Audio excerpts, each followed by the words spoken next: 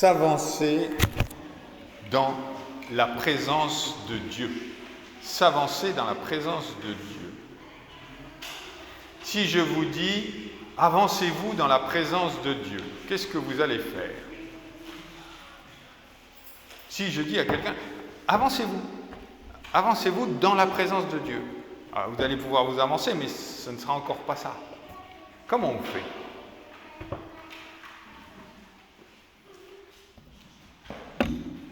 Petit ajustement technique. S'avancer dans la présence de Dieu. On peut le faire individuellement, chacun dans sa chambre, dans sa maison, dans des moments personnels. Ça va un petit peu. On peut le faire en groupe, à quelques-uns ou à plusieurs ou dans l'église. S'avancer dans la présence de Dieu. Il y a dans les Saintes Écritures un outil qui nous est très précieux et qui nous aide à répondre à cela, à cette invitation de s'avancer dans la présence de Dieu. Est-ce que vous avez une idée de cet outil? Ça vous dit quelque chose? Oui? Non, c'est un autre oui. Je veux un oui. Quelqu'un? Une piste? Si nous prenons la parole de Dieu, où est-ce que nous allons trouver une aide très précieuse? C'est juste au milieu. Les psaumes, tout à fait. Nous allons nous aider des psaumes pour nous avancer dans la présence de Dieu. Pendant des siècles, l'Église a compris l'importance des psaumes pour s'avancer dans la présence de Dieu. Je crois qu'on a encore un petit peu de... Enfin, moi, je suis un petit poil gêné par le retour. Voilà. Sinon, on enlève le micro et je parle comme ça. Non, ça va aller? Vous me dites s'il y a des résonances qui vous indisposent. Donc l'Église l'a fait pendant des siècles. Elle s'est servie des psaumes. Elle les a même mis en musique. Elle les a chantés. Et dans la vie ou dans l'histoire des églises protestantes, les psaumes ont eu un rôle central. Pendant au moins 2 siècles, c'était les seuls cantiques qu'on chantait le culte du dimanche. Madame vous a prouvé, vous avez peut-être connu des cultes où on chantait que des psaumes. C'est une confirmation que ce n'est pas si vieux que ça. Et aujourd'hui, il me semble que ces psaumes sont un peu oubliés. Alors nous allons réfléchir à cette invitation, s'avancer dans la présence de Dieu avec le psaume 118. Je vous invite à la lecture de ce psaume en demandant à Dieu de bien vouloir nous éclairer par son esprit pour en comprendre le sens, non seulement avec notre esprit, avec notre tête, mais aussi au plus profond de nous. Donc, vous avez ici le texte qui s'affiche, c'est super. Louez le Seigneur, car il est bon, car sa miséricorde durera toujours. Qu'Israël dise, car sa miséricorde durera toujours. Que la maison d'Aaron dise, car sa miséricorde durera toujours. Que ceux qui craignent le Seigneur disent, car sa miséricorde durera toujours. Du sein de la détresse, j'ai invoqué le Seigneur. Le Seigneur m'a exaucé. Il m'a mis au large. Le Seigneur est pour moi. Je ne crains rien. Que peuvent me faire des hommes? Le Seigneur est mon secours. Je me réjouis à la vue de mes ennemis. Mieux vaut chercher un refuge dans le Seigneur que de se confier à l'homme. Mieux vaut chercher un refuge dans le Seigneur que de se confier aux grands. Toutes les nations m'environnaient. Au nom du Seigneur, je les taille en pièces. Elles m'environnaient, elles m'enveloppaient. Au nom du Seigneur, je les taille en pièces. Elles m'environnaient comme des abeilles. Elles s'éteignent comme un feu d'épine. Au nom du Seigneur, je les taille en pièces. Tu me poussais pour me faire tomber, mais le Seigneur m'a secouru. Le Seigneur est ma force, le sujet de mes louanges. Il est devenu mon salut. Des cris de triomphe, de salut s'élèvent dans les tentes des justes. La droite du Seigneur manifeste sa puissance. La droite du Seigneur est élevée. la droite du Seigneur manifeste sa puissance. Je ne mourrai pas, je vivrai, je raconterai les œuvres du Seigneur. Le Seigneur m'a châtié, mais il ne m'a pas livré à la mort. Ouvrez-moi les portes de la justice, j'entrerai et je louerai le Seigneur. Voici la porte du Seigneur, c'est par elle qu'entrent les justes. Je te loue parce que tu m'as exaucé, parce que tu es devenu mon salut. La pierre qu'ont rejetée ceux qui bâtissaient est devenue la principale de l'angle. C'est du Seigneur que cela est venu. C'est un prodige à nos yeux. C'est ici la journée que le Seigneur a faite, qu'elle soit pour nous un sujet d'allégresse et de joie. Ô Seigneur, accorde le salut. Ô Seigneur, accorde la prospérité. Béni soit celui qui vient au nom du Seigneur. Nous vous bénissons de la maison du Seigneur, depuis la maison du Seigneur. Le Seigneur est Dieu, il nous éclaire. Attachez la victime avec des liens, amenez-la jusqu'aux cornes de l'autel. Tu es mon Dieu, je te louerai, mon Dieu, je t'exalterai. Louez le Seigneur car il est bon, car sa miséricorde durera toujours. Voilà la lecture du psaume 118. Est-ce que ça vous a paru évident de la façon dont ça peut nous aider à nous avancer devant le Seigneur? Je crois que ce n'est pas si simple que ça. Pourquoi c'est pas simple? Parce que ça semble aller un peu dans tous les sens. Il y a quelqu'un qui donne un ordre tout au début, il dit louer le Seigneur, c'est donc à l'impératif. Il y a quelqu'un qui parle tout seul, j'ai invoqué le Seigneur m'a exaucé. Et puis un peu plus loin, il y a des nous vous bénissons depuis la maison du Seigneur. Donc il y a, semble-t-il, plein de monde qui parle dans ce psaume. Donc on ne sait plus trop où est-ce qu'on est. Quand vous lisez un psaume, est-ce que vous arrivez à vous situer? Qui est celui qui parle? Est-ce que je peux m'associer à ce qu'il dit? Quand quelqu'un dit, par exemple, du sein de la détresse, j'ai invoqué le Seigneur m'a exaucé, il m'a mis au large. J'ai cru entendre, mais j'ai cru entendre des approbations de votre part. Ah oui, c'est vrai. Donc vous avez lu ça pour vous.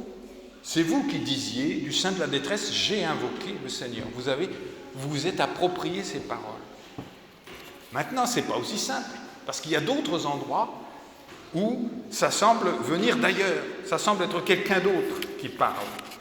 Alors, si la technique fonctionne, on va essayer de revoir ce psaume avec des mises en perspective. Ça va aller ou... Oui, on va essayer. Regardez le début. On a quelqu'un qui donne des ordres. Louez le Seigneur. Au verset 2, qu'Israël, que la maison d'Aaron, que ceux qui craignent le Seigneur disent. Et il y a les répondants. Car sa miséricorde, etc. Donc c'est une sorte de poème antiphoné. On le fait toujours dans l'Église aujourd'hui d'ailleurs. Mais après, on ne peut plus continuer à faire comme ça. Il se passe autre chose. Du sein de la détresse, j'ai invoqué le Seigneur. Alors, on a là quelqu'un qui parle et qui donne en fait son témoignage. Donc on pourrait imaginer notre assemblée s'approcher de devant le Seigneur avec le dirigeant qui dit « Louez le Seigneur car il est bon ». Vous qui répondez, je vous écoute, répondez. Et à un moment on s'arrête et il y a quelqu'un tout seul qui se lève et qui donne son témoignage. Ah, j'étais dans la détresse, mais le Seigneur m'a mis au large. Le Seigneur est pour moi, il est mon secours. Et au verset 8, ça change de nouveau. Mieux vaut chercher un refuge dans le Seigneur. Et là, je propose que ce soit le dirigeant de nouveau, comme par exemple moi-même aujourd'hui, qui dit « Mieux vaut chercher un refuge dans le Seigneur ». C'est une conclusion du témoignage qu'on vient d'entendre. Et vous répondez que de se confier à l'homme Et moi je dis, mieux vaut chercher un refuge dans le Seigneur, et vous pouvez répondre, que de se confier aux grands. Là peut-être il y avait quelque chose de ce style-là. Parce que c'était des poèmes qui étaient très utilisés lors des célébrations. Et voilà, de nouveau, verset 10. Toutes les nations m'environnaient. De nouveau, quelqu'un parle tout seul. Est-ce que quelqu'un aujourd'hui pourrait apporter son témoignage en disant « Toutes les nations m'environnaient, au nom du Seigneur je les taille en pièces ». C'est un peu plus difficile. Ça pose des questions. Est-ce que on comprend bien le premier monsieur ou la première dame qui a témoigné, hein, j'étais dans la détresse, Dieu m'a mis au large, il est devenu mon salut. Mais là, les nations, toutes les nations, et puis c'est au nom du Seigneur que je les taille en pièces. Ça devient compliqué. Ensuite, au verset 15, on a de nouveau une sorte de conclusion qui dit, la conclusion du deuxième témoignage, des cris de triomphe et de salut s'élèvent dans les tentes des justes. La droite du Seigneur manifeste sa puissance. On commence à penser peut-être que quand l'officiant dit « la droite du Seigneur manifeste sa puissance » ou quand la communauté dit « la droite du Seigneur manifeste sa puissance », la droite du Seigneur est élevée, elle commence à faire référence à cette personne qui a juste parlé avant, au verset 10, du verset 10 au verset 14, quand elle disait « Des nations m'environnaient, et des nations étaient prêtes à me tailler en pièces, et moi, je les repousse. J'ai la victoire. » À ce moment, on commence à se dire, cette personne, c'est une personne un peu particulière. On va continuer la lecture, et au verset 17, après la conclusion de la droite du Seigneur est toute puissante, on a de nouveau un je. Je ne mourrai pas, je vivrai, je raconterai les œuvres du Seigneur. Le Seigneur m'a châtié, mais il ne m'a pas livré à la mort. Ouvrez-moi les portes de la justice, j'entrerai, je louerai le Seigneur. Voilà cette personne qui parle et qui cette fois-ci réclame que des portes s'ouvrent pour qu'il puisse entrer quelque part. Et là, au verset 20, quelqu'un lui répond, « La voici, la porte du Seigneur est là, c'est par elle qu'entrent les justes. » Verset 21, « Je te loue parce que tu m'as exaucé, parce que tu es devenu mon salut. » On continue la lecture du psaume. « La pierre qu'ont rejetée ceux qui bâtissaient est devenue la principale de l'angle. C'est du Seigneur que cela est venu. C'est un prodige à nos yeux. » Ça vous dit quelque chose? On trouve ça où? Oui, un peu plus fort. Dans les évangiles. Plus précisément à un endroit polémique, parce que Jésus vient de raconter la parabole du vigneron et du maître vigneron avec ses serviteurs, et que les serviteurs, ils tuent les ouvriers, tout ça, là. Et le maître vigneron envoie son fils, et le fils,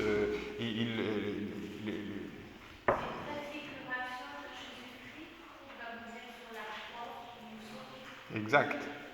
On va y venir, effectivement. C'est une affirmation dans ce sens-là. Et là, à la fin de cette parabole, où Jésus a quasiment noir sur blanc expliqué à son auditoire que je suis en train de venir visiter ma vigne et vous allez me tuer. Et l'auditoire comprend très bien.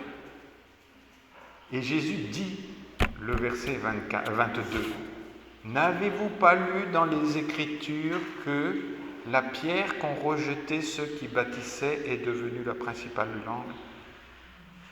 C'est venu du Seigneur. C'est pas la pierre qui est venue du Seigneur. C'est la pierre rejetée. C'est le fait que cette pierre rejetée est devenue le fondement. Et on se trouve du coup avec un psaume 118, on n'oublie pas notre phrase du début. Hein. S'avancer dans la présence, comment je fais ça, ouais, ça hein. S'avancer dans la présence de Dieu. On va garder ce verset 22, la pierre de l'angle, présent à l'esprit, on va la laisser sur le mijotron, comme on dit, hein, on la pousse à l'arrière de notre réchaud, et comme ça elle reste tiède, mais on va revenir à l'idée principale. Comment fait-on avec le psaume 118 pour s'avancer dans la présence du Seigneur? Avec ces nouvelles informations-là, eh bien, je vous invite à faire un petit exercice qui consiste à dire « Et si ce psaume ne parle pas de moi, mais de quelqu'un d'autre ?» Et cet autre, c'est Jésus, le Christ, le Messie attendu. Souvent dans les psaumes quand même, et on a raison, parfois, souvent dans les psaumes on dit « Ah, ça fait du bien parce que instinctivement, on dit « Je prends pour moi ce qui est écrit. » Quand vous lisez « Le Seigneur est mon berger, je ne manquerai de rien », vous vous appropriez le psaume 23, c'est vous le jeu. Et là, peut-être qu'il ne faut pas aller si vite. Mais pour que s'approcher à l'aide des psaumes, s'approcher dans la présence de Dieu, il faut y chercher Jésus-Christ. D'abord, ça paraît un peu compliqué au premier abord, mais cela signifie que comment est-ce que, à travers un outil qui est un poème chanté dans le culte, comment à travers cet outil, je vais m'approcher du Messie qui lui-même s'approche de Dieu. Donc je vais en fait marcher à la suite de Jésus qui lui prit le psaume 118 en le prenant pour lui. Des nations m'environnaient. Le monde entier ne voulait pas du Messie envoyé de Dieu. Les gens de Saint-Jean, Maréjol et Abéjan, ils ne sont pas sortis de leur maison il y a 2000 ans pour dire on va chercher Jésus, il paraît qu'il y a le Messie que Dieu a envoyé. Non, non, non, non, non. Et quand les premiers chrétiens sont arrivés ici, vous ne les avez pas accueillis de bon cœur. Ça a été chaud. Il y a eu des bagarres. Vous aviez vos propres dieux. Je dis vous. Si ce n'est pas vous, ce n'est pas ton frère, mais c'est ton père ou ton arrière-grand-père. C'était il n'y a pas très longtemps. C'était il y a quelques siècles. Et voilà que Dieu envoie son Messie jusque chez nous. Et nous recevons cet appel. Louez le Seigneur car il est bon. Comment on le loue? En le suivant, en suivant Jésus. Et ce Jésus, qu'est-ce qu'il dit? Eh bien, Jésus réclame d'entrer par la porte des justes. Si vous réclamez de rentrer par la porte des justes, vous allez... Et le pasteur, il va vous dire, rentrez, c'est bon, c'est ouvert? Charles, tu dis ça à tes paroissiens? La porte où rentrent les justes est ouverte, allez-y. C'est buffet gratuit. Comment on dit, happy hours, hein? Non. Il faut que quelqu'un soit passé devant. Et celui qui nous permet de nous avancer dans la présence de Dieu, c'est ce Jésus, ce Messie. La pierre qu'ont rejetée ceux qui bâtissaient est devenue la pierre de l'angle. Vous savez, dans ce psaume 118 et dans beaucoup de psaumes, ce sont des psaumes de progression. On chemine, les gens s'approchent, on parle d'une pierre, on parle d'une journée spéciale, on parle d'une porte, on parle, au verset 26, de la maison du Seigneur. Donc, pour répondre à cette question, prenez le psaume 118 cette semaine, prenez même un autre psaume et dire comment est-ce que je vais chanter, méditer, adorer Dieu à travers ce psaume en suivant Jésus-Christ. Voilà l'outil qui nous est donné. Et cet outil, vous l'avez déjà utilisé ce matin en chantant dans la première partie. Vous avez chanté « Car ta bonté vaut mieux que la vie », c'est le psaume 92. Donc, l'outil qui va, la grâce de Dieu qui va nous permettre de nous avancer devant Dieu, c'est de chercher Jésus-Christ dans les psaumes. Amen.